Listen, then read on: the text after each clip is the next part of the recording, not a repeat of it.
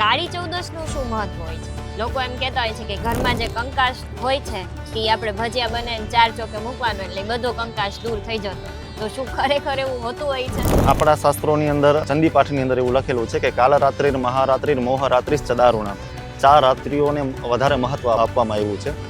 એમાંથી કાળી ચૌદસ એમાં પણ રાત્રિનું મહત્વ છે. આ વખતે કાળી ચૌદસ આપણે 19 તારીખે રવિવારે છે, બપોરે 1:53 પછી કાળી ચૌદસ ચાલુ થાય છે. ખરેખર અત્યારે જોઈએ તો લોકવાયકા એકબીજાને જોઈને આવું બધું કરતા હોય છે કે ભાઈ ઘરનો કંકાસ આ છે તે છે. એવું કંઈ વાસ્તવિકતા શાસ્ત્રમાં એવી કંઈ લખેલી નથી. કાળી ચૌદસના દિવસે પૂજા થાય હનુમાનજી મહારાજની. યસ. ભૂત પિશાચ નિકટ નહીં આવે, મહાબીર જબ નામ સુનાવે. આપ જાણો છો.